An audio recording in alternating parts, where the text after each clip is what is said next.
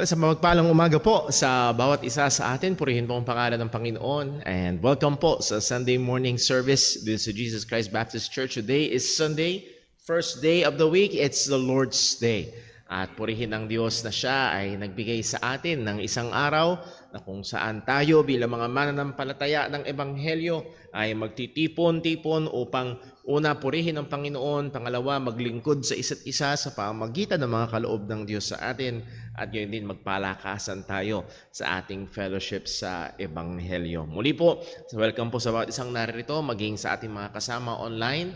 At salamat sa Diyos sa panibagong araw. A little bit gloomy Sunday weather, pero nawa ang ating puso at isip ay hindi gloomy, kung hindi ready para pumuri sa ating Panginoon. And this is the first part ng ating gawain, which is our Sunday School. Nagpapatuloy tayo sa serye ng ating pag-aaral about worship, about New Testament worship. So tayo muna ay magsimula sa pamamagitan ng pag-awit.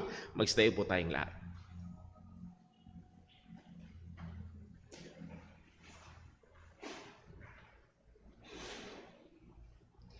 Magandang umaga po sa ating lahat. Tayo po yung mawit sa Panginoon. Awitin po natin, "It is well with my soul."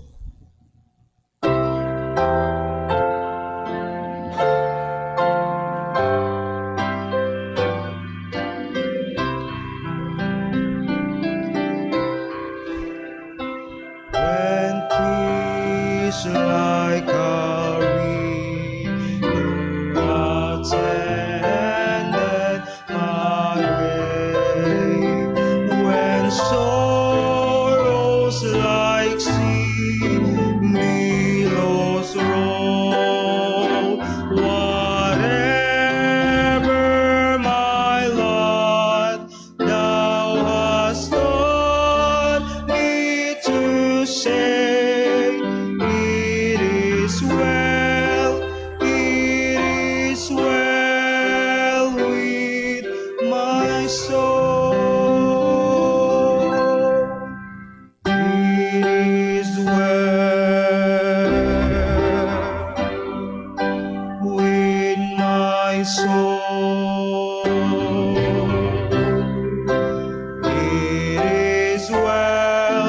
It is well with my soul. Though Satan should buffet, though trial should come, let this blessed assurance control, that Christ has regarded my helpless estate, and has shed his own blood for my soul. It is well with my soul. It is well with my soul. My sin, oh, the bliss of this glorious love. My sin not in part, but the whole is nailed to the cross, and I bear it no more. Praise the Lord, oh my soul. It is well with my soul. It is well with my soul. O Lord, haste the day when the faith shall be sight. The clouds be rolled back as a scroll. The drum shall resound, and the Lord shall descend. Even so, it is well with my soul. It is well with my soul. It is well, it is well with my soul.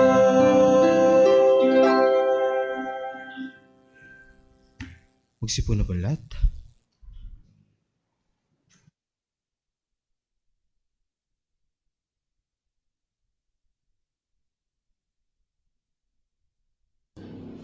Purihin po ang pangalan ng Panginoon. Napakagandang awitin ng pananampalataya. It is well with my soul. And I would like to encourage you, if you do not know, o kung nakalimutan nyo na yung background ho ng umawit o nag-akda ng awitin ho na yan. It's a very encouraging story na matindi ang dinanas ni William Bliss. Nakawalan sa kanyang kabuhayan, sa kanilang pamilya noong inakda niya yung awitin po na yan. So tayo ho ay dumako sa ating pagpapatuloy ng pag-aaral about worship. It is our greatest priority, and this is the last part ng ating pag-aaral about New Testament, or the fifth element of the New Testament worship, and that is giving to God, or offering to God from our resources. So tayo ho muna ay manalangin. Let us pray. Panginoong Diyos, aming Ama sa langit, kami po ay nagpupuri sa iyo, nagpapasalamat sa iyo, sa iyong katapatan, sa iyong patuloy na kabutihan sa amin. Salamat, O Diyos, na ikaw ay tapat. Salamat, Panginoon, na ikaw ay patuloy na gumagawa sa iyong mga anak. Salamat, O Diyos, na binigay mo sa amin ang banal na Espiritu na siyang paunang bahagi ng aming tiyak na mana, na tiyak na kaligtasan, Panginoon. Purihin ka. And Lord, kami bilang iyong mga anak na namumuhay dito sa lupa ay sang-ayon sa iyong salita, kalooban mo na kami ay lumago pa sa pagkaunawa ng iyong mga katotohanan, sa pagkakilala sa iyo, sa pagmamahal at pagsamba sa iyo. Kaya, O Diyos, gamitin mo nawa ang panahon na ito ng aming pag-aaral ng iyong salita. Lalo't higit, Panginoon, sa aspeto ng aming pagsamba sa iyo. Nais ka naming masamba sa Espiritu at katotohanan, sang-ayon sa katotohanan ng salita mo. Kaya, O Diyos, ikaw po ang gumabay sa amin. Ikaw rin po, Panginoon, ang tumulong sa akin bilang tagapagturo, at bawat isang makikinig, at gamitin mo ito sa ikababanal ng iyong mga anak. Patawad po sa aming mga pagkakasala at pagkukulang, at patuloy namang maluwalhati ang iyong pangalan sa lahat ng ito. Dalangin namin ito sa ngalan ng aming Panginoong Hesukristo. Amen. So tayo ho ay magkaroon ng review sa ating mga napag-aralan na. We are studying again because we believe in the regulative principle of worship, that is the Bible, predominantly or primarily ang New Testament, should regulate our worship. And pag tingnan natin ang worship sa New Testament, we see 5 elements: yung ministry ng salita ng Diyos, ang pag-awit sa Panginoon, ang pananalangin sa Panginoon, ang pagdadaos ng ordinances or sacraments, and lastly, ating pinag-aaralan yung pagbibigay, yung pag-o-honor sa Diyos mula sa mga resources na binigay niya sa atin. Na nakita natin last time or 2 Sundays ago sa ating pag-aaral, giving and offering to God in the Old Testament. Sa lumang tipan, nahandog na yung pagbibigay, pagkakaloob, or paghahandog sa Panginoon. And giving and offering has been a part of the worship of God since the early part of human history and the foundation of Israel. Muli, wala pa ang commandments, wala pa ang mga laws na ibinigay ng lumang tipan, nahandog na yung pag-aalay sa Panginoon as early as Cain and Abel. Meron na tayo agad doon na example. Si Cain nag-alay sa Panginoon, si Abel nag-alay sa Panginoon. Wala tayong anumang record ng any let's say any commands of God. That is wild assumption na meron daw inutos ang Diyos sa kanila. Wala tayong record ng ganun. Pero ang isang masasabi ho natin, it's almost natural na sa pagsamba sa Panginoon ay merong pag-aalay sa Kanya.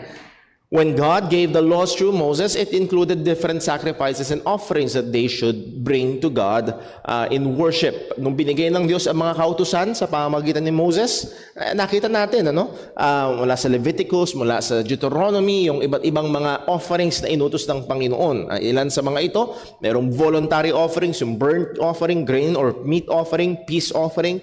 Meron ding mga mandatory offering, sin offering, trespass offering, and then there are other offerings, first fruits, and the tithes. And as we have studied, itong unang dalawa, voluntary and mandatory offerings or sacrifices, ay hindi na ginagawa ng marami ngayon o hindi na ginagawa ngayon. Pero may mga churches na nagpapatupad noong huling dalawa, yung first fruits and tithing. And according nga sa aking kaibigan at tagapagturo, si Brother Ralph Warren, na ang kanununuan niya ay mga Baptist mula pa sa England na nag-migrate sa Amerika and so on. So again, ito talaga yung mga hundreds of years na Baptist yung kanilang family. Itong first fruits offering, dito lang daw niya narinig na encounter sa Philippines. Again, ito'y pinasikat ng maraming mga pastor na Pilipino. So again, now, kung ito'y tama at dapat na iobliga sa mga Kristiyano, bakit hindi? Pero as we have studied and we will review yung ating ilang mga pinag-aralan, ay hindi ho ito obligasyon ng New Testament Church. Warning, out of all the offerings, many churches continue to implement this too, that is, first fruits and tithing in the New Testament Church. Now, konsideran natin sa mandali yung first fruits. And narito yung katotohanan na pinag-aralan natin. Tingnan natin, naalala nyo, last Sunday, tingnan natin, paano ba ginagawa ang first fruits offering ng lumang tipan? Paano ginagawa? Yung isang sheaf, yung isang bugkus lang, 1 hektarya man, 10 hektarya man, 100 hektarya man ang lupa na yung aanihin, ang first fruits offering ay isang sheaf, hindi sinabing sheaves.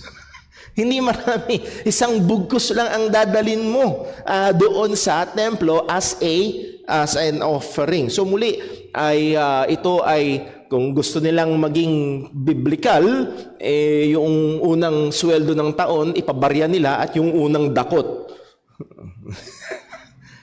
Hindi yung isang buong sweldo ng taon. So muli ho, walang basihan. As we have seen, this is the truth. There is no command in the New Testament for believers to give first fruit offerings. Wala. Okay? And I've been made aware na merong ilan tayong mga kapatiran na merong ilan na nag-react doon sa atin hong live stream last Sunday, online. Merong mga nanood at nag-react. Nevertheless, again, ito ba ay totoo o hindi? Walang utos sa bagong tipan sa mga Kristiyano magbigay ng first fruits. They need to answer that. Ano man ang sasabihin nila, they will need to answer this question. Meron ba? And kailangan kahit pagbali-baligtarin nila, well actually yun nga ang gagawin nila dapat. Kailangan nilang baligtarin ang Biblia para magkaroon sa bagong tipan kasi ang utos na magbigay nito ay nasa lumang tipan. At kailangan nilang baligtarin at ilagay ito sa bagong tipan, which is wala ho, non-existent. Merong mga teachers na nag-i-implement ito sa church. Again, ito yung website ng nakadedicate sa tithing and first fruits giving at lahat ng giving patungkol sa church. Gettithe.ly. Ang sabi lang, first fruits can be in the forms of, ngayon daw, kung noon daw lumang tipan, ang first fruits ay yung sheaf, ngayon daw bagong tipan, ang first fruits ay ito, first salary from the new job or first paycheck of the year. At sabi pa ho ng ibang kapatiran natin dati na nasa isang church na nagpapatupad nito, kung hindi mo kayang ibigay lahat, pwede installment. Number 2, a portion of earned from any profits or sales. Number 3, annual salary bonus, yung 13th month pay mo. Again, and the challenge ay ito. They offer no biblical basis. Nasaan? Kung sa lumang tipan ganun, sheaf, and then pagdating sa bagong tipan, ganito yung application, saan ang basihan? Wala silang basihan sa bagong tipan. Walang gumawa nito sa mga Kristiyano sa bagong tipan. Nakuha ba natin? Wala silang basihan dito sa transition na ganito. So again, we stand on the truth according to the scripture. There is no command, therefore believers are not obligated. Hindi obligasyon ng mga Kristiyano sa bagong tipan na magbigay ng unbiblical form of first fruits offering. Wala. Now, ano ang meron? Ang meron sa Biblia, magpasalamat tayo sa Diyos. Ang meron sa Biblia, i-honor natin ang Panginoon. Kagaya ng ating pag-aaralan ho, maya-maya. Okay? Pero para i-require ang mga Kristiyano, may business o nagtatrabaho, na yung buong sweldo nila ng January ay ibibigay nila sa church, wala hong basihan sa salita ng Panginoon. There's just none. Wala. Okay?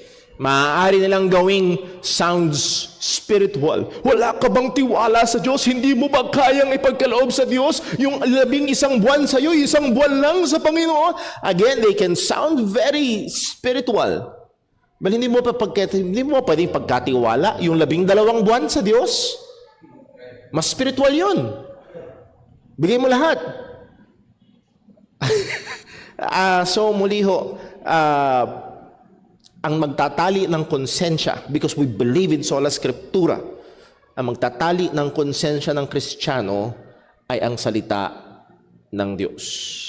At narito ang maraming mga pastor, sadly, and many Baptist churches, and hindi lang Baptist churches, and other religions also, sinusubukang itali ang konsensya ng mga Kristiyano to the point na, again, may mga nangungutang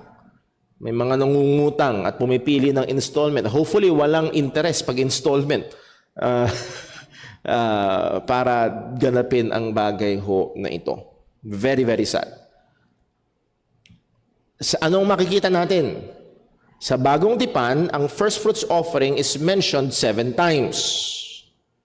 Always symbolically. Okay? Nabanggit ba ang first fruits sa New Testament? Yes. Pero tuwing binabanggit ito, lagi itong symbolic. Hindi ito pumapatungkol sa offering na binibigay ng mga Kristiyano.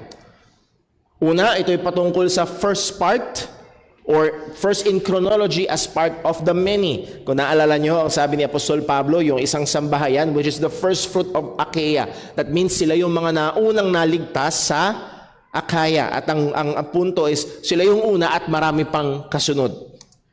Number 2, believers set apart for the Lord. At tayo bilang mga mananampalataya ay first fruit. That means set apart tayo para sa Panginoon. And then number 3, ito yung pinakamaganda, the first fruit offering fulfilled in Jesus Christ. Christ Himself, ang sabi ng 1 Corinthians 15:20, but now is Christ risen from the dead and become what? The first fruit of them that slept. Muli, kung naalala niyo ho, yung sheaf nung 100 hektarya, yung isang sheaf na yun ay nagre-represent doon sa pangkalahatan. And then, so ibig sabihin, si Jesus ang nagre-represent sa pangkalahatan ng isang araw, aanihin ng Diyos. Isang araw lahat ng mga mananampalataya ay mabubuhay muli. At si Jesus ang first fruit. So makikita natin, ang katuparan nito ay tumuturo sa ating Panginoong Hesukristo. So point, Christ is the first fruit that is holy. And all who are in Christ, kung sabi sa Romans 11 verse 16, if the lump is holy, then also the whole. Or if the first fruit is holy, so also the whole lump is holy. If the root be holy, so also the branches. So muli, walang katotohanan, walang basihan na pinapatupad ang first fruits offering sa bagong tipan. Anong meron sa bagong tipan? First fruits offering ay symbolic. Symbolic sa mga napakagandang mga katotohanan. Now, kinonsidera natin ulit or kinonsidera natin yung patungkol sa tithing. Question, again, are believers in the New Testament required to give their tithes?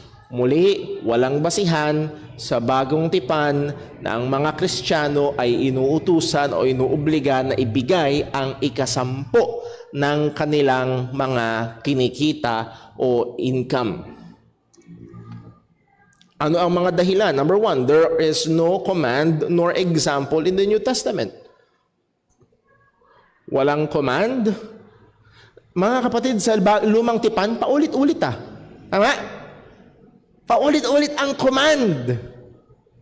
Pagdating sa bagong tipan, again, after Christ died on the cross, okay? Yes, may mababasa ka, Matthew 22:23, but that is before Christ died on the cross. That means, ongoing pa rin yung Old Testament economy. Nandun pa rin yung temple, nandun pa rin yung office of the Levites. So yes, dapat pa rin gawin yung tithing.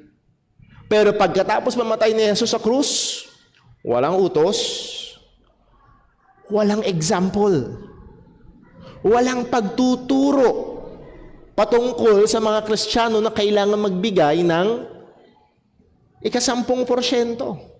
After the death of Christ, after the death of Jesus Christ fulfilled the law, the New Testament nowhere commands or even recommends that Christians submit to a legalistic tithe system. Again, if these people who are insisting will be honest, they should say yes. Wala talaga. Wala talaga. Number two, ito pa isang contention natin. No New Testament church can fulfill the biblical mandate of the giving of tithes. Walang church na makakagawa ng biblical na utos ng pagbibigay ng ikapo. Wala kahit isa. Bakit? Sapagkat sa lumang tipan, ang pagbibigay ng ikapo ay merong tatlong klase. At pag tinotal mo taon-taon, hindi 10%, at least 23%. Ano ito? The Levitical tithes. Ito yung usual na sinusubukang ipatupad sa New Testament church. Okay? Wala nang Levites. Paano mo magagawa yan? Liba na lang kung papalabasin nila na ang mga pastor ang mga Levites, which is walang basihan. Walang basihan. Number two, the tithes of the feast. Again, required ng Panginoon yan, another 10%. And then number three, the tithes for the poor. And that is 10% every 3 years, so at least 3.333%. So doon natin nakuha yung at least 23.3% a year. Nakuha ho ba? Ito ang biblical tithing. Walang nagpapatupad yan at walang kayang magpatupad yan. Wala. So pag sinabi lang, ang biblical tithing 10%, kulang po. Kulang, kulang. Tatlong klaseng tithes ang inuutos ng Biblia. And the question is this, kung ipapatupad nila yung isa, ba't hindi ipatupad yung iba? Okay? And then number three, yung favorite verse nila mismo, Malakay 3, verse 8 hanggang 10, ay nagre-repute sa New Testament obligation. Why? Ang sabi sa Malakay 3:8, will a man rob God, yet ye have robbed me? But ye say, wherein we have robbed thee. Nanakawan mo ba ang Diyos? Sino dito gusto magnakaw sa Diyos? Ibigay mo. Alin daw? Saan daw ninanakawan ng Diyos? Sa tithes, take note, plural. Kasi tatlong klase yung tithes And then ano yung kasunod? Offerings. Take note, plural din. Kasi ang daming klase ng offerings. Those who will insist on implementing tithing in the New Testament, or else believers will be robbing God, should be consistent and should also require believers to do the offerings. Kung ipapatupad nila, listen po, kung meron ho tayong makausap in a loving, gracious way, hindi nakalabas yung pangil kung hindi mapagmahal, meek, itanong natin sa kanila, kung ipapatupad natin yung 10%, dapat lahat ng 10%, that is, it will equal to 23%. Pangalawa, dapat ipatupad din yung offerings. Listen ho kung ipapatupad nila yung Old Testament tithing, dapat ipatupad din nila yung Old Testament offerings. Ay, hindi. Kasi, namatay na si Jesus. Same reason. Bakit hindi na ino-offer yung mga offerings? Kasi namatay na si Jesus sa krus. Bakit hindi na obligatory ang tithing? Kasi namatay na si Jesus sa krus. Nag-expire na yung temple, nag-expire na ang office of the Levites. Hindi na required gawin yung mga feasts sa lumang tipan. Ang required sa atin is the observation of the Lord's Supper. Same reason. So muli ho, as we have said, kung ang isang tao pipiliin niyang magbigay ng 10% as a discipline, malaya siya. Nakuha ho ba? Pero hindi obligado ang Kristiyano na magbigay ng unang sweldo ng taon o ng 10% ng lahat ng iyong income. That will be very unbiblical. Muli, ang challenge ko ho, kung sakaling pipilit nila na ipatupad yung tithing, please gawin nilang biblical at pagawa nila lahat ng tatlo, which is hindi naman nila gagawin at hindi nila kayang gawin. Okay? If they will be strict in implementing, please, by all means, be strict in implementing. Gawin nila ng tama. Pero muli, hindi nila kaya, hindi pwede, hindi lalapat sa salita ho ng Panginoon. Walang utos. Hindi obligado ang church, New Testament church, na magbigay ng first fruits offering at ganoon din ng tithing. By the way, listen po, yung pinapatupad nilang tithing ngayon at yung first fruits ngayon ay hindi katulad ng tithing and first fruits sa lumang tipan. Okay? That means hindi biblical na tithing and first fruits sa lumang tipan. Ano man ang nais silang sabihin, please, sagutin nila itong mga tanong ho na ito. Itong mga objections ho na ito. Now, Pero Paul, kung hindi tayo obligado mag-first fruits, kung hindi tayo obligadong mag-offer ng mga offerings na yun sa lumang tipan, kung hindi tayo obligadong mag-tithes, ano ang yung offer natin sa Panginoon? Muli, we have started sa katotohanan, offering or giving to God has always been part of the worship of Him. Totoo yun. Ngayong mga bagong tipan, hindi na part ang pag-o-offer sa Panginoon sa pagsamba sa Diyos, of kabilang pa rin o parte pa rin ng pagsamba sa Panginoon ng paghahandog, pag-aalay, or pagbibigay sa Kanya. Psalm 96 verse 7, basahin natin, "Give unto the Lord, O ye kindreds of the people, give unto the Lord glory and strength, give unto the Lord glory due unto His name." And doon sa pagsamba na yun sa Panginoon, bring an offering and come into His courts. O worship the Lord in the beauty of holiness. Fear God, fear before Him, all the earth. And napakarami natin pwedeng sabihin mula dito sa passage ho na ito. Pero gusto ko lang makita ho natin, part ng worship sa Diyos, yung pagbibigay sa Kanya ng offering. Sa Matthew chapter 2, verse 11, ilang araw na lang, Pasko na. Ilan na nga lang ba? Kung mga 70-something days na lang, Pasko na. At ay naalala ang kapanganakan ng ating Panginoong Jesucristo. At nung pinanganak siya, after a few, sometime, mali yung storya na dumating yung tatlong pantas, tatlong hari. Walang tatlong hari, ano? Mga pantas ang sabi ng Biblia, hindi sinabing tatlong klase yung regalo. Maaaring katulad nung kinasal ng mga kapatiran natin, si Sister Claire at si Brother Chad, nakatanggap sila ng kalan. Ibig sabihin ba isa lang yung nagbigay? Hindi, kasi tatlong kalan. Tatlong gas stove yung natanggap nila. So, isang klase, pero tatlo ang nevertheless, ang punto'y ito. Nung dumating yung wise men, if you will read, and when they were, verse 11, Matthew 2:11, and when they were come into the what? Wala na sila sa sabsaban. Okay? So, yung kinaugalian nating Belen, na andun pa rin yung mga hayop, andun pa rin yung dayami, andun pa rin si Jesus sa kainan sa labangan ng mga hayop, tapos andun yung mga wise men na mag-aalay. That is biblically wrong. Wala na sila doon, nasa bahay na sila.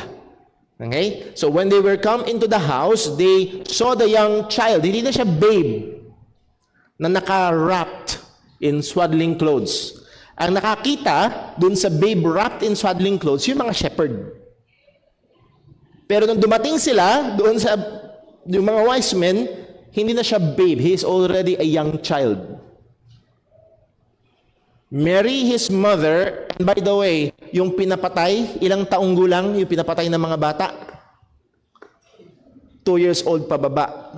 Sa computation ni Herod, at least mula nung mga at least 2 years old na si Jesus dito. At the very least. Okay? So, pupunta tayo sa ibang mga detalye. Ang punto ho natin na ito, Mary, the mother, and when they saw the young child with Mary, his mother, and fell down and worshipped him. Itong mga wise men nag-worship kay Jesus.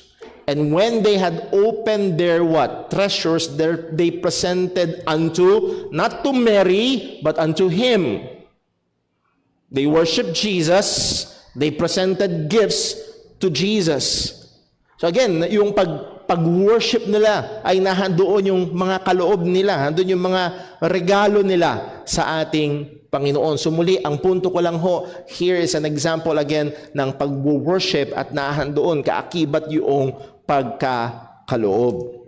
Note, the offerings do not demonstrate the need of God, rather, they exhibit His greatness and worthiness. Hindi dahil kailangan ng Diyos ng pera natin, huwag nating isipin na nagko-contribute tayo ng kayamanan sa Panginoon. No. Sa Kanya ang lahat ng bagay, kahit ibigay natin o hindi. Nevertheless, ang pinapakita nito ay yung kadakilaan at pagiging karapat-dapat ng ating Diyos. Ang sabi nga ng Revelation 4 verse 11, the 4 and 20 elders fall down before Him and sat on for Him that sat on the throne and worship Him that liveth forever and ever, and cast their crowns before the throne, saying, Thou art worthy, O Lord, to receive glory and honor and power, for Thou hast created all things, and for Thy pleasure they are and were created. So muli, itong pagbibigay, itong pagsamba is because God is worthy. Hindi dahil siya ay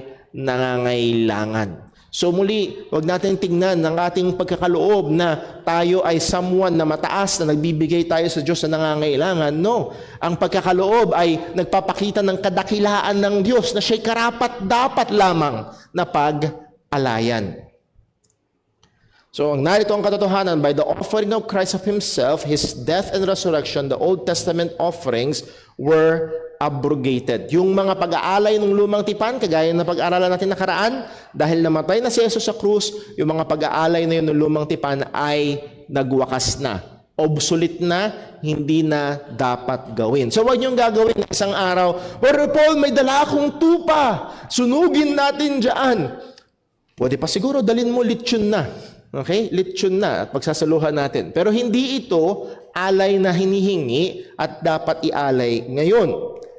Sabi sa Hebrews chapter 10 verse 1, For the law having a shadow of good things to come, ito ay shadow lamang daw, mga Old Testament offerings ay anino and not the very image of the things, can never with those sacrifices which they offered year by year continually make the commerce thereunto perfect. Ang punto, yun daw mga offerings na yun sa lumang tipan, yung mga hayop na inaalay para sa kasalanan ay hindi nagsasakdal o hindi nagliligtas. Bakit? Kung nakakapagligtas daw yun, ang sabi ng writer ng Hebrews, for then they would not have ceased to be offered. Hindi na ititigil yun. Nakuha niyo ho?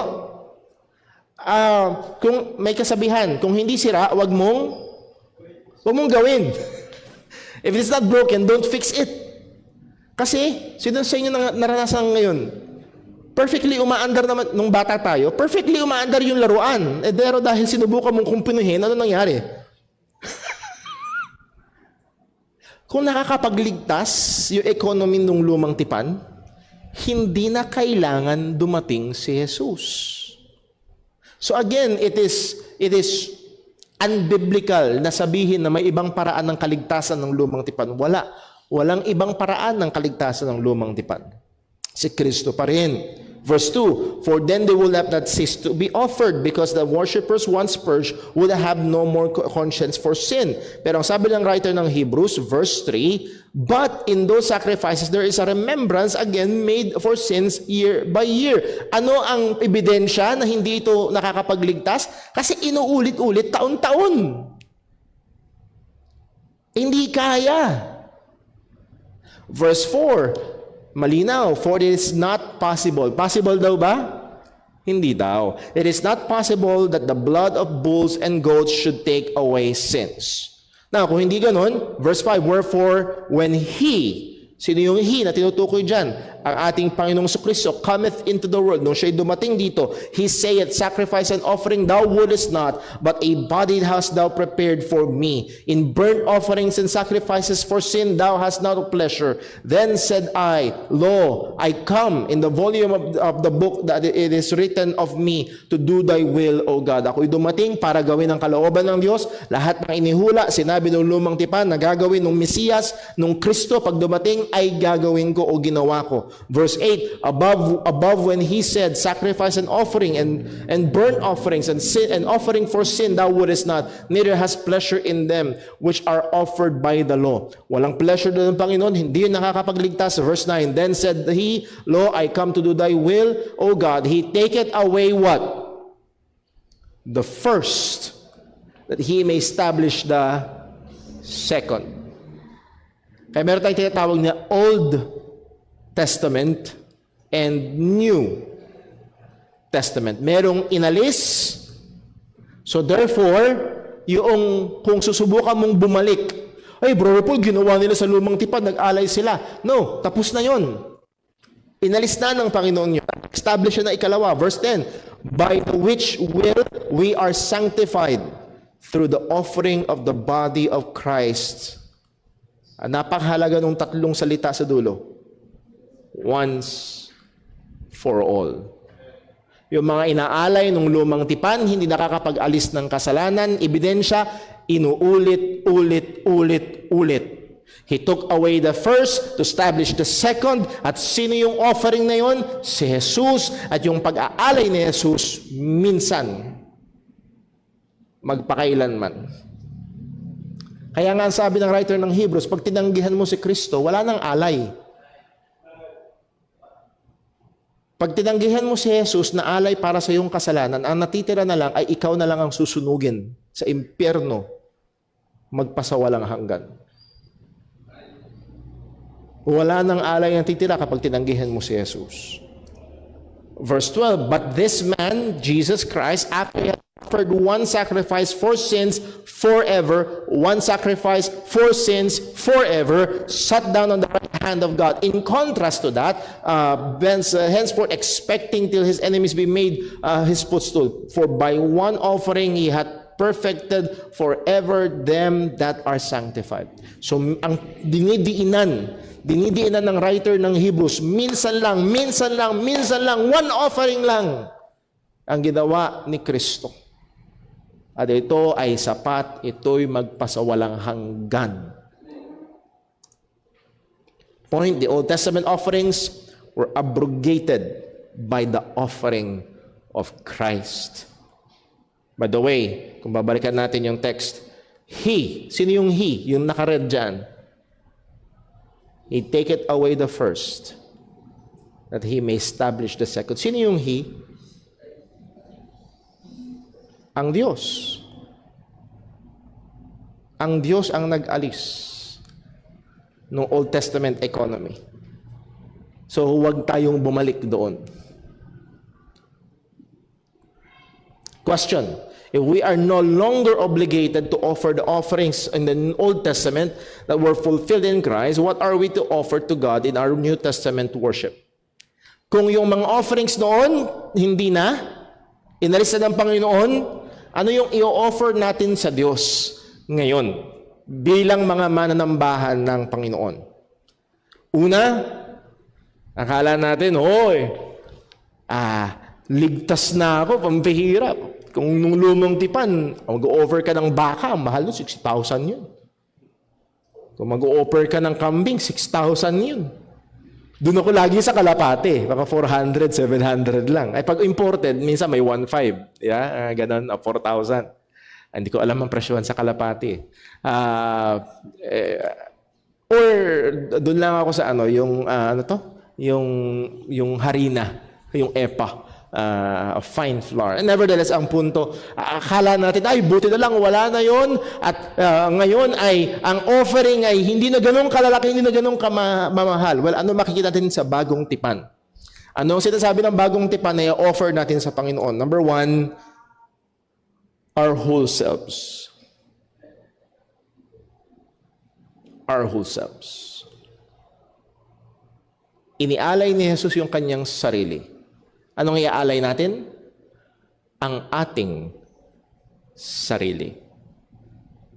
Ang sabi ng Romans 12 verse 1, I beseech you therefore, brethren, by the mercies of God, that ye present your bodies. Now, alam ko hindi preaching to, gusto ko lang ipaalala, minsan may mga kaisipan ang mga magulang. Hindi yung mga anak ko na lang, sila na lang ang maglilingkod kay Lord. Busy ako sa buhay. Yung mga anak ko na lang. O kaya mga anak, diyan kayo sa church ng umaga, diyan kayo sa church ng hapon, maging active kayo na lang kay Lord. No, hindi sinabi sa mga magulang na offer your children. Ye offer your bodies. Ye present your bodies as living sacrifice, holy, acceptable to God, which is your reasonable service. Ito na ngayon, dahil mas dakila ang bagong tipan, dahil dumating na si Jesus, hindi ba mas dakila dapat ang ialay natin sa Kanya? Hindi baka, hindi pera, kundi una sa lahat, ang ating buong sarili. So, ilang notes lang ho dyan. I beseech you therefore, brethren, hindi yung mga ethnic Jews, kundi mga mananampalataya, by the mercies of God, all the expression of God's mercy in salvation. Yun yung tinalakay ni Apostol Pablo mula Romans 1 hanggang Romans 11, yung pagliligtas ng Diyos, yung kahabagan ng Diyos sa kaligtasan. And because of that, ito ang ating kailangan dapat i-offer sa Panginoon, yung ating mga sarili. I beseech you that ye present your bodies a living sacrifice. Anong punto? In the light of all that God has done in and for our salvation through Christ. This is the believer's proper response. Ito ang tamang tugon ng Kristiyano, ang pag-aalay ng buong sarili sa Panginoon. Sabi ni James Montgomery Boyce, the sacrifice is to be a living sacrifice rather than a dead one. Nung lumang tipan, anong mga alay? Pinapatay yung hayop. Ngayon, ang sabi, living sacrifice. This was quite a noble idea in Paul's day. Bago daw ito. When sacrifices were always killed. But now, Paul reveals that the sacrifices we are to offer are not to be dead, but rather living. We are to offer our lives to God so that, as a result, we might no longer live for ourselves, but for Him who died for us and was raised again. Sang-ayon sa 2 Corinthians 5 verse 15. may quote si John MacArthur, sabi niya, the living sacrifice we are to offer to the Lord who died for us is the willingness to surrender to Him all our hopes, plans, and everything that is precious to us, all that is humanly important to us, all that we find fulfilling. Like Paul, we should, in that sense, die daily, because for us to live is Christ. Mga kapatid, listen. Forget about 10%. Ang alay sa Diyos sa bagong tipan ay 100%. I'm not saying na lahat ng pera nyo ay ilagay nyo rito sa church. That's not the point. Hindi material, hindi financial ang concern. Yung buong sarili. Yung buong sarili natin ang hinihingi ng Diyos. Bakit? Dahil ganong katindi ang ginawa ni Kristo. Ganong katindi ang pagliligtas ng Panginoon. So, muli, yung 10% dagdagan nyo ng isa pang zero. At hindi pera ang usapan. Oh, listen. Napakaliit ng pera. Napakaliit. Ang katampatan natin, ang tama nating pagsamba ay ang pag-aalay ng ating buong sarili sa Panginoon. Ano pang iaalay natin sa Diyos? Pangalawa, our words, yung ating mga salita. Hebrews 13 verse 15, by Him therefore let us offer the sacrifice of praise to God continually, that is the fruit of our lips, giving thanks to Him, to His name.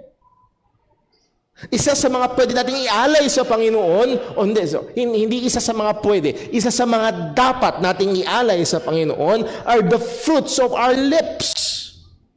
Yung pagpuri natin sa Diyos, yung pagpapasalamat natin sa Panginoon. Ito'y pag-aalay sa Diyos. So that's why, again, bigyan ko kayo ng isang paraan na pwedeng maging consciously gawin natin yan dito sa church. Mamaya sa ating prayer for the offering, at madalas, pinapasalamatan ng Diyos, Lord, salamat sa buong linggo na sinustentuhan mo kami. Oh, to say Amen. Amen, Lord. Sinustentuhan mo kami. Thank you, Lord. Kumain kami kanina, kumain kami kahapon. May pambili kami ng gamot. Thank you, Lord. At pag-usap kayo, nag-fellowship tayo, hindi yung mahusay kasi ko, magaling kasi ko. Brad, galing ng Panginoon. Pero yun mo, pinagaling. Brad, nag-travel kami na, iningatan kami ng Diyos. Salamat sa Diyos. The fruit of our lips. By Him, again, that is through Jesus Christ, ang ating pag-aalay sa pamamagitan lamang ni Kristo, let us offer the sacrifice of praise to God continually. At nandiyan yung ating pag-awit, nandiyan yung pagpaproklama natin ng Kanyang kadakilaan, yung ating pagpapasalamat sa Kanya. Hindi lamang yung ating sarili, hindi lamang yung ating mga salita, kundi maging yung ating mga gawa, yung ating mga mabubuting gawa ay pag-aalay natin sa Panginoon. Note, we are not saved by good works, but we are saved to do good works. Inuulit-ulit natin dito sa church, hindi ka ililigtas ng kabaitan. Hindi. Una sa lahat, walang mabuti, wala kahit isa, sabi ng Biblia. Okay? Kung tingin mo sa iyong sarili mabait ka, newsflash, madumi ka pa rin. Ang pinakamabait na tao ay madumi pa rin sa harapan ng Panginoon. Dahil walang matuwid, wala kahit isa. So ang punto dito ay hindi tayo maililigtas ng ating kabutihan, pero niligtas tayo ng Diyos para gumawa ng mabuti. Ephesians 2 verse 8, for by grace are ye saved through faith, and that not of yourselves, it is the gift of God, not of works. Malinaw, not of works, lest any man should boast. Kasi magyayabang ka eh. Magyayabang ka. Nung nakapagluto ka ng masarap, anong gagawin mo? Pipicturean mo, ipopost mo. Maganda yung drawing mo, anong gagawin mo? Pipicturean mo, ipopost mo. May nagawa kang maganda eh. Unless any man should boast, Pero nung tayo niligtas, verse 10, for we are His workmanship, created in Christ Jesus unto what? Unto good works. So hindi tayo naligtas by good works, pero niligtas tayo to do good works. Okay? Hebrews 13 verse 15. Kanina, nabasa natin sa verse 15 yung fruit of our lips. Ngayon naman, but to do good and to communicate, ano daw? Huwag daw nating kakalimutan. At madalas, mga kapatid, if there's something na kailangan nating maging honest at pagsisihan sa Diyos, nakakalimutan nating gumawa ng mabuti. We content ourselves, kinukontento natin yung ating mga basta wala akong ginagawang masama. Okay? Good. Ano ang ginagawa nating mabuti? To do good and to communicate. Don't forget. Forget it not. Wag daw nating kalimutan, sabi ng Biblia. Bakit daw? For with such what? Sacrifices, God is well pleased. So ang mga pag-aalay ng lumang tipan ay hindi na yung mga hindi yung mga pag-aalay sa Diyos ngayong bagong tipan, hindi na yung mga inalay ng lumang tipan, yung mga burnt offerings, kundi isa sa mga dapat nating ialay sa Diyos ay yung ating good works. Brother Paul, hindi ako mahusay sa good works, pero yung communicate, magaling ako dyan. Hindi andaldalan o chismisan. Yung communicate dyan. Yung word na communicate, basahin natin sa ESV, do not neglect to do good and to share with what you have. Yung word na communicate, Old English, meaning sharing. Material things. For such sacrifices are pleasing to God, to share what you have, to share, to give from our resources. Huwag daw nating kakalimutan. Why? For with such sacrifices, God is well pleased. Nalulugod ang Diyos. Ano pa ang mga iaalay natin sa Diyos sa bagong tipan? We are, hindi pa pala yun. We are to be people zealous of good works, sabi ng salita ng Panginoon, Titus chapter 2, verse 14. Who gave Himself for us that He might redeem us from all iniquity and to purify to Himself a peculiar people. Peculiar people. Ano ibig sabihin ng peculiar people? Namumukod tangi. Namumukod tangi ng mga tao. Ano daw ang larawan? Anong katangian ng mga taong tinubos ng Diyos? This peculiar people are people who are zealous. Hindi yan jealous. Okay? Zealous of good works. Doon yung kasilhian. Nag-uuminit sa paggawa ng mabuti. Okay? Meron kayong kilalang mga kabataan, zealous sa basketball. Hindi makapaghintay ng makalabas sa school para makapaglaro lang ng basketball. Hindi makapaghintay makalabas ng trabaho, makapaglaro lang ng basketball. Zealous sa pagbabasketball. We are to be people zealous of good works. Yes, we are not saved by good works, pero kung ligtas tayo ngayon, we should be zealous in doing good works. And yung good works na yan, mga kapatid, hindi lang limited dito sa church. We content again ourselves na, well, pag Sunday nasa church ako, involved ako sa meeting, well and good, purihin ng Panginoon. Pero Monday to Saturday, we should be still people zealous of good works. Mainit sa paggawa ng mabuti. Muli, yes, maganda na wala ka namang ginagawang masama. Pero hindi lang yun ang utos sa atin ng Panginoon. We should be doing good. And tuwing nadadaanan itong paksang ito, isang magandang tanong ay, lately, ano yung magandang nagawa ko sa iba? Outside sa ministry, outside sa formal program ng church, ano yung maganda kong nagawa sa iba? point, when we engage ourselves in doing good and using what God has blessed us with to share with others, especially fellow believers, we are offering a sacrifice pleasing to God. Kapag in-engage natin yung ating mga sarili sa paggawa ng mabuti, kapag ginamit natin yung mga pinagpala sa atin, naalala niyo ho, yung pinag-aralan natin sa 2 Corinthians, yung lagi nating binabasa tuwing offering, we should be courageous in benevolence. Bakit tayo pinagpapala ng Diyos? And God is able to make all grace abound toward you, that ye, having sufficiency in all things, be fruitful or abound in every good works. Kaya tayo binibless ng Diyos, hindi lang para makabili mo yung bagong iPhone, kundi para mag-abound tayo sa paggawa ng mabuti. Now, eto na.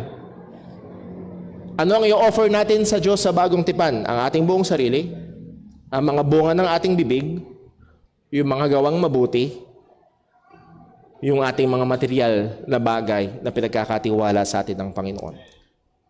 Philippians 4 verse 15, ang sabi ni Pablo sa mga taga-Philippi, "Now ye Philippians know also that in the beginning of the gospel, when I departed from Macedonia, no church communicated." Again, hindi yan nagme-message sila kay Pablo every day. Walang messenger nun. Yung communicated, meaning nag-share ng kanilang resources. No church shared their resources with me as concerning giving and receiving, but ye only. Ang church ng Philippi ang naging consistent na sumuporta kay Pablo. Hindi ibig sabihin na sila lamang, pero ang naging consistent all throughout the ministry of Paul is the church at Philippi. For even in Thessalonica, ye sent once and again unto my necessity, not because I desire a gift, but I desire fruit that may abound to your account. Verse 18, "But I have all and abound, I am full, having received of Epaphroditus the things which ye have sent from me, were sent from you, an odor of a sweet smell, a sacrifice acceptable, well pleasing to God." Our material and financial offerings to the church and to its ministers, our support to the ministry and to the missions are a sacrifice acceptable to God in worship. Isa ito sa mga dapat at pwede nating ialay sa Panginoon. Note yung pinag-pile up na 3 adjectives ni Apostol Pablo in relation to this financial support na ipinadala sa kanya ng church at Philippi. Ano daw ito? An odor of sweet smell. Mabango. Hindi lang yun. Acceptable. Hindi lang yun. Well-pleasing. So again, mga kapatid, the love of money is the root of all evil. Loving money is very, very bad. Pero itong pera na ito, itong mga material na bagay na pinagkatiwala sa atin ng Diyos, ay pwedeng maging very, very, very good na pag-aalay sa Panginoon. So, again, sa bagong tipan, hindi tayo nire-require. Andun yung challenge natin. Walang anumang verse na nag-uutos sa Kristiyano magbigay ng first fruits offering. Wala talaga. Walang anumang verse na nag-uutos sa Kristiyano na magbigay ng 10%. Wala talaga. Pag pinagawa nila, dapat nilang gawin yung sinabi ng lumang tipan, hindi 10%, 23%. Kasi meron 3 klase ng tithes. So walang gumagawa nun, walang nagpapatupad nun. Walang nagpapatupad ng biblical tithing ngayon. Wala talaga. Okay, yung mga church na napakahigpit, hindi pa rin biblical kasi nga sa ulumang tipan, 23%. 2 klaseng 10%, so 20. Isang 10% na every 3 years, so 3.3. Pag tinotal mo taon-taon, 23% ang hinihingi ng Diyos. Hindi 10% lang. So walang nagpapatupad nun, walang kaya magpatupad nun, walang utos sa atin na gawin yun. So anong iaalay natin sa Panginoon ngayong bagong tipan? Ang ating mga sarili, ang ating mga bibig, ang ating mga gawang mabuti at maging ang mga material na bagay. Yung sinabi sa Proverbs, na wala dito sa lesson natin, pero sinabi sa Proverbs 3 verse 9, honor the Lord with your substance. Yung mga bagay na tinatangkilik natin. Listen, maganda yung sinabi ng isang kapatiran natin last Sunday nung prayer meeting. Gusto ko lang bigyang pansin, lalo na sa mga kabataan, napapansin.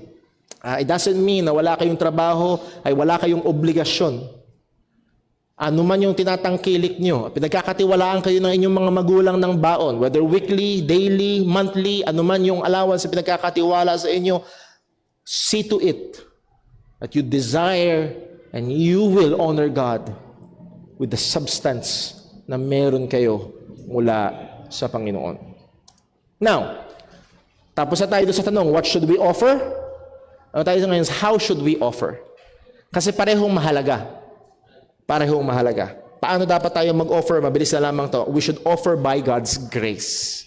It is by God's grace. Ang ating offering ay hindi nakadepende by our bank account. It is by God's grace. Ang sabi ng 2 Corinthians chapter 8 verse 1, moreover, brethren, we do you to wit, or we want you to know of the grace of God. What? The grace of God bestowed on the churches of Macedonia. Yun ang biyaya ng Diyos na ibinigay sa mga taga-Macedonia.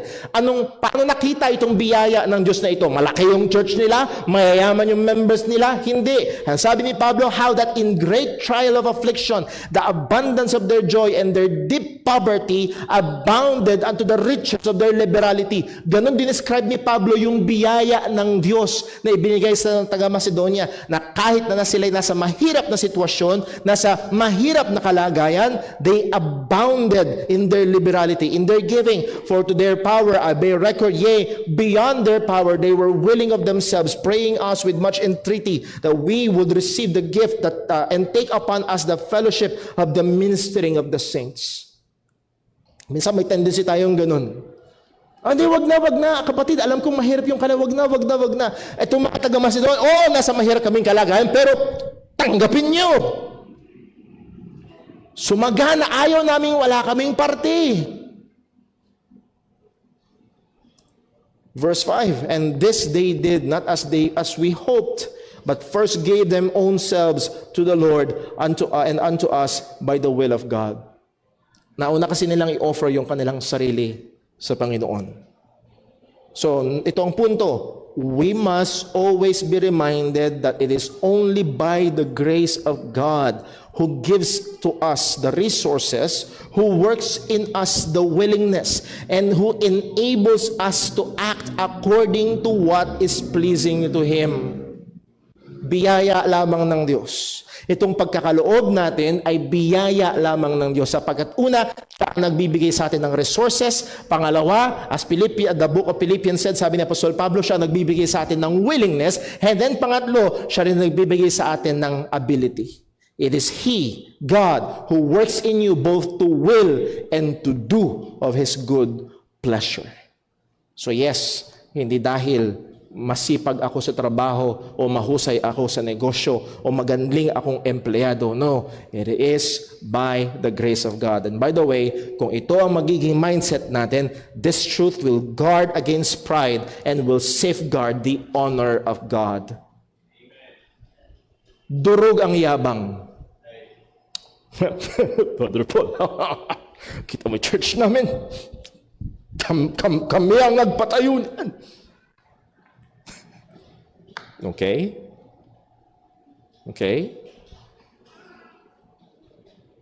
Pag naunawaan natin na biyaya lamang ng Diyos, durog ang yabang.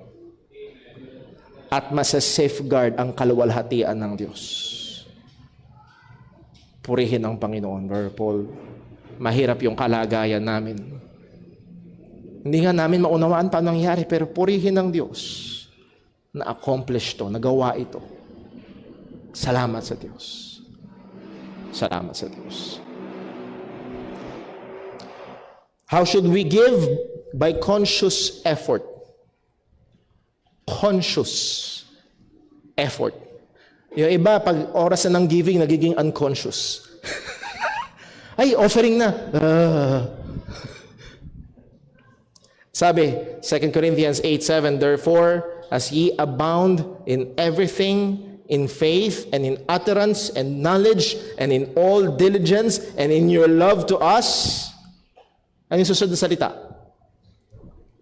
See. Ang sabihin nun? Parang pag sinabi sa'yo ng boss mo, see to it na tama ang proyekto. Ano yung sabihin nun?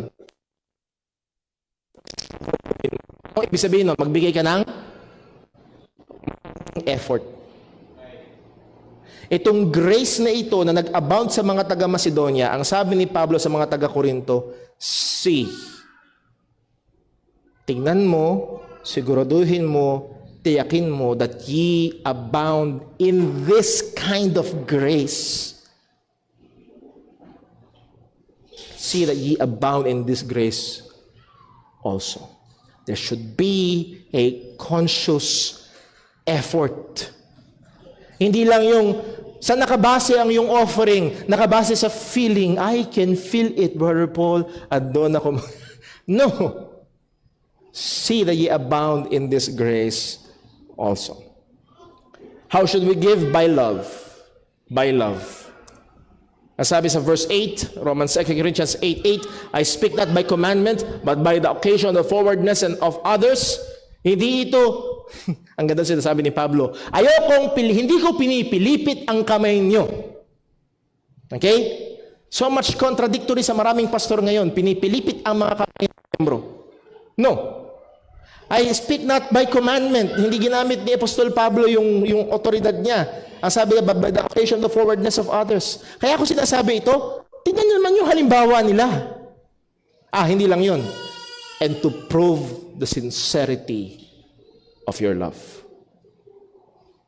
Para mapatunayan yung sinseridad ng inyong pagmamahal. So we should give out of love. Ang sabi nga ni Pablo sa 1 Corinthians 13:3, and though I bestow all my goods to feed the poor, and though I give my body to be burned, ibigay mo man 110%. And have no charity. Walang pag-ibig, walang pagmamahal, walang pakinabang. Walang pakinabang. So we must give by love. How should we give? We must give by the example of Christ. We look to Christ. Yes, tumingin tayo sa example ng ibang mga mananampalataya, as Apostle Paul said, pero sinabi niya rin sa mga taga-Korinto na tumingin kayo kay Kristo. Verse 9, 2 Corinthians 8, for ye know the grace of our Lord Jesus Christ, that though he was rich, yet for your sakes he became poor, that ye through his poverty might be rich. So in your giving, look to Christ. In our handling of our finances, look to Christ. Look to Christ.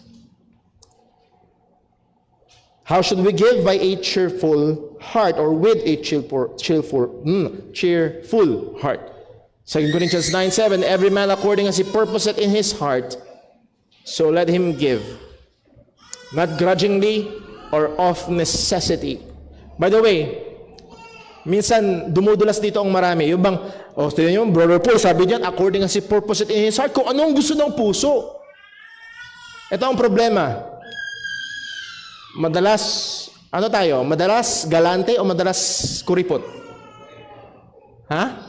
Kuripot.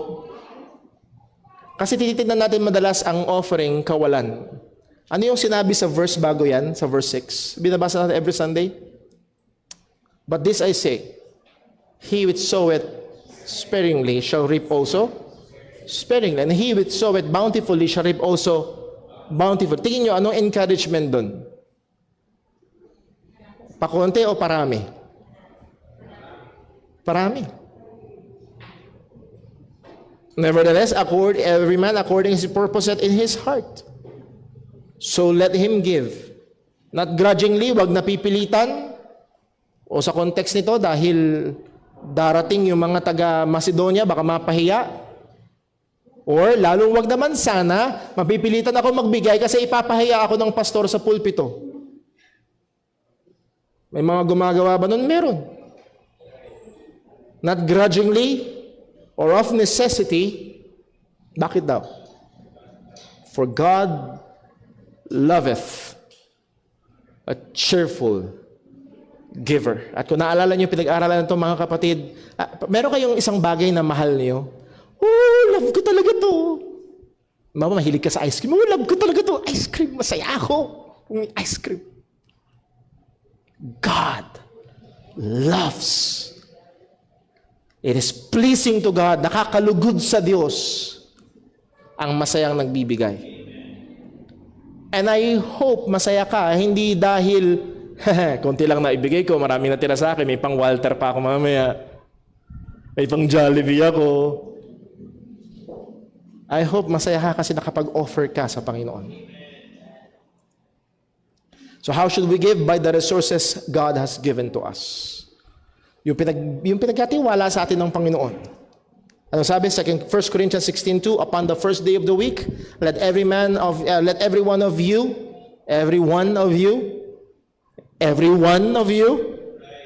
young people, you are not exempted. Let every one of you lay by him in store. Saan nang gagaling? As God has prospered him. So every first day of the week, i-considera mo kung paano ka pinagpala ng Diyos. And then magtabi ka. Magtabi ka. Ibase mo kung paano ka pinagpala ng Panginoon. So kung last 2 weeks ago, pinagpala ka ng, let's say, 5,000 ni Lord, mula doon, i-considera mo, ano ibibigay mo sa Panginoon. Pero kung last week, 2 weeks ago, 5,000, pero last week, pinagpala ka rin ng 50,000, i-considera mo ulit as God has prospered you. So, paano tayo magbibigay? With love, cheerfully, mula sa resources na pinagkaloob sa atin ng Panginoon, may tamang puso, by grace, para ang lahat ng papuri ay mauwi sa Panginoon lamang. With that, dito tayo magtatapos sa 5th element ng New Testament worship, and that is giving or honoring God by the resources that He has given us. Meron ho bang may tanong? Question? Ayun, si Brother Carlo. Good morning po. Morning po. About po sa offering, let's say Apo. sabihin natin yung isang tao na nag-offer siya na isa siyang zealous. Masigasig siya sa pag-offer ng every Sunday. Okay. And alam niya na 101% yung resources niya is given by God. And nagbibigay siya, cheerful giver siya. Okay. Nakatingin siya sa Panginoon, pero yung hindi niya 101%, hindi niya alam na yung pera niya pala or resources niya is hindi galing sa mabuti. Ang question ko po is, nakakalugod po ba yun sa Panginoon? Which is yung tao na yun ay alam niya sa sarili niya na sa mabuti nang gagaling yung resources niya. Kung tama ang intindi ko, unawain ko lang ano ho. So narito ang assumption natin ay Kristiyano at nagtatapat siya sa Panginoon sa pagsamba at nag-o-offer sa Panginoon ng may katapatan. Yun nga lang, hindi niya alam na yung palang resources, maglagay tayo ng example, yung magulang pala ay magnanakaw na nagbibigay sa anak, yung anak Kristiyano at nag-o-offer mula sa magulang na, again, it doesn't cancel yung kabutihan na ginagawa, yung good works na ginagawa. Lalo na kung siya ay inosente mula doon sa bagay. It doesn't cancel. Don't believe na it cancels. Mananagot yung magulang or kung sino man, kung saan man nanggagaling, yung resources na yon mananagot ang taong yun doon. Pero yung gumagawa ng mabuti at again, ang nilagay na situation ay inosente siya. Hindi niya alam, hindi mabaliwala sa Panginoon. For God is not unrighteous to forget your work and labor of love that you have done unto His name and for the saints. So hindi yun baliwala sa harapan ng Panginoon. And the same thing din, ilagay ko na rin. Halimbawa, gumawa ka ng mabuti, may namamalimos. binigyan mo, naawa ka, binigyan mo, gumawa ka ng mabuti. You in your heart, gusto mong maluwalhati ang Diyos, gusto mong makatulong, gumawa ka ng yung pala yung namamanifesto na yun ay bahagi ng isang criminal organization. Does it cancel your good works? No. Dahil gumawa ka ng mabuti at ang goal mo nun ay maluwalhati ang Diyos at gumawa ka talaga ng mabuti para sa ikabubuti, mananagot yung tao na gumagawa nun. Now, iba naman yung alam mo na so para lang so that's a different situation. Thank you very much. Tanong na yan. Dito ho muna, ladies first. Si Mrs. muna, Mrs. Adizas, bago si Mr. Adizas.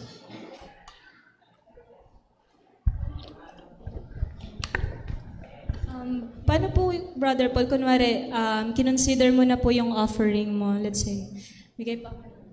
Sabihin po natin, inano mo na po sa sarili mo na 5,000 for example po. 5,000 yun talaga yung gusto ng puso mo. Yun yung binless ka po ng Panginoon na ibigay. And then, the day, yung Sunday po, may emergency, sabihin na po natin sa pamilya, ganyan. Kinailangan. And then, ang kinailangan talaga malaki, like, sabihin na po natin, 4,900, mga ganun po. Natira na lang ng 100. 100, oh. Opo. Tapos, paano po kaya yun? Kasi, yun talaga yung inilaan mo para po sa Panginoon, pero kinailangan as emergency fund tong pamilya. Paano po yan? Okay. Nasasabihin nila, huwag mong nanakawan ng... Hindi. Ibahin natin, ibang obligasyon. Ibang obligasyon. Obligasyon ba ng Kristiyanong umattend sa pagtitipon? Yes. Meron tinatawag sa theology in such a way, meron tinatawag sa theology na providential hindrance. That is, in the providence of God, na hinder. Utos ng Diyos noon, dumalo sa pagtitipon. Okay? At sa providensya ng Panginoon, nagkaroon ng medical emergency. At hindi kayo nakarating. Hindi ko didikdikin yung konsensya ng Kristiyano. Iba yung pwede ka naman makarating, wala kang ginawang paraan. At lalong iba naman yung humanap ka ng dahilan para hindi ka makarating. Okay? Kailangan mo magsisi. Pero sa providensya ng Panginoon, nagkaroon ng hindrance para magawa mo yung isang bagay na inuutos ng Panginoon. Ngayon, kung sa konsensya ng Kristiyano siya nagkasala sa Diyos, humingi siya ng tawad sa Panginoon. Pero I would advise na doon sa sitwasyon na yun, sa ginigay mo, Sister Marica, dahil may medical emergency, kakailanganin yung panggastos para doon gawin. Dahil sa hierarchy of ethics, isa yung i-consider, may emergency na kailangang harapin. So I would not say na niyanakawan niya ang Panginoon, pero sa providensya ng Panginoon, nagkaroon ng ganong kalagayan, maganda na at gawin niyo yun. And again, kung gagawin mo yun na pagtulong, that good work is also an offering to the Lord in a different form. So, I hope makatulong yun na proseso pa. Thank you po. Si Mr. Adizas naman. Good morning, Brother Paul. Morning po. Ang question ko ay para din po sa mga Christians na nanggaling sa mga churches na nag-oobliga ng 10% or first fruit. Ano po yung pwede nating gawin na encouragement para sa kanila? Dahil usually meron silang trust issues sa pagbibigay sa mga kahit nakalipat sila sa maayos na church, may trust issues sa kanila na magbigay. Paano po natin sila i-encourage sa ganong bagay? Okay, so ang situation ay wala na sila doon sa church na yon, nakalipat na sila. Yes po. Yung nga lang, ngayon nahihinder sila dahil doon sa previous bad experience nila na maaaring na mishandle pa yung finances, so on and so forth, or talagang inaabuso yung mga Kristiyano, mini-merchandise yung mga Kristiyano, so on. Well, ang pinakamaganda, una ay ipag-pray sila. Pangalawa ay hamunin sila, kapatid, kaibigan, kapatid, ikaw ay mananampalataya at gusto kitang i-encourage ano ba yung inuutos ng Panginoon sa atin. And kagaya nung ating pinag-aralan ngayon, ano ba yung mga dapat nating i-offer? Hindi lang pera, pero kasama yon.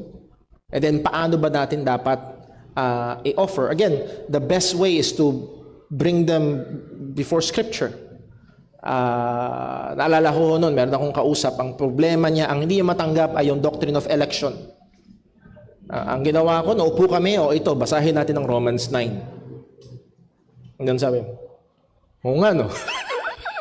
It's not you and against him, it's not him against those, but it's him before the Word of God. At bilang tunay na anak ng Diyos, ano ang kailangan mong, paano ka dapat tumugon sa mga inuutos ng salita ng Panginoon. And doing it not judgmentally, not with a holier than thou attitude na, ako, tignan mo ako yung offering ko. Naintindihan ko kung saan ka nanggagaling, nakaranas ka ng masakit, pero gusto pa rin hamunin kita bilang kapwa mananampalataya. Ito, consider, basahin mo ito. Ito yung sinasabi ng salita ng Panginoon. At ako siguro ganun ko i-approach with encouragement, with meekness and patience and love. Mahalaga yung patience dahil hindi ibig sabihin next Sunday okay na agad. Meron pa ho ba? Question? Violent reaction? Ayun, Nailani. Good morning po. Good morning po. Magandang umaga po. Regarding po doon sa first fruits of thy labor, Opo. iba nabanggit po yan dito? Sa Proverbs 3:9, opo. Pag sinabi po bang first fruits of thy labor, halimbawa ikaw ay isang employee, nagtatrabaho ka, yung salary mo ba pinaka first fruits of thy labor mo o yung iba pang blessings na matatanggap? Okay, thank you very much po. Nay, sagutin ho natin, no? Higit sa malamang, baka nakalimutan nyo yung lesson natin last Sunday and then hindi nyo inubutan yung ngayong umaga. We stand on the truth that there is no command in the New Testament for believers to give first fruits offering. Yung binasa sa Proverbs, honor the Lord with thy substance, yung principle ay totoo pa rin, pero yung second part noon, and with the first fruits of thine increase or thy labor, ay hindi na obligado ang mga Kristiyano. Muli, walang utos ang mga apostol, walang practice sa New Testament ng first fruits offering. Kung naalala niyo ho, sabi pa nila, ito daw yung unang sweldo mo ng taon or lahat ng profits. Basta tumanggap ka, kukunin mo yung, meron ako nakilalang pastor, kahit daw yung, pag binigyan mo siya ng necktie, tatanong niya kung magkano yung necktie, ay 500, ibibigay ko yung 50. Bigyan mo kaya ng Mercedes-Benz, tas hanapin niya kung saan manggagaling yung portion of their earned or annual salary bonus, yung 13-month pay. Muli, ang ating contention dyan, walang basihan sa Bible. Ang first fruit sa lumang tipan ay sheaf. Isang ganito lang, Isang ektarya, 10 ektarya, isang ektarya. Ang first fruits pare-pareho, isang ganito lang. Hindi nagbabago. Yun ang meron sa lumang tipan. Pagdating sa bagong tipan, wala silang basihan sa pagpapatupad nila. Walang utos, walang practice. So, kung walang utos, walang practice, malaya silang mag-imbento ng iba't ibang paraan. Kung gusto mo, installment pa. Ang New Testament first fruits ay laging, 7 times binanggit ho ang first fruits sa New Testament, laging symbolic.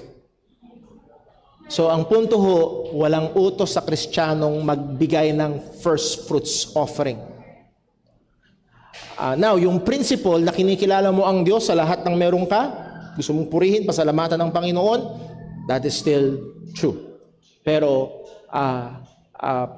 so with that, ano man yung natatanggap natin, kinikita man sa negosyo, sa trabaho, o any blessings from different sources, ay magandang kilalanin at pasalamatan natin ang Panginoon. And if you want to praise and thank God materially, gusto mong ihayag materially, you may do so, malaya. Pero walang inutos na kung gaano karami, sa paanong paraan, wala ho talagang inutos sa atin. Magiging sinungaling akong pastor pag sinabi kong may utos sa New Testament Church ng first fruits giving. Magsisinungaling ako pag sinabi ko ho yun. Wala ho. Natupad na ito sa ating Panginoong Hesus Kristo. Kung ulit mamaya, kung sakali man. Meron pa ho ba? Kung wala na, basahin ko lang ho, meron hong nag-text, si Brother Boy, kahit daw bukal sa puso ang offering, pag below God's standard, ay reject sa Diyos, like Cain's offering. So below 10% daw ay not acceptable to God. Tama ba yun? Again, wala ho. Muli, una, biblically speaking, hindi 10% lang. Hindi 10% lang.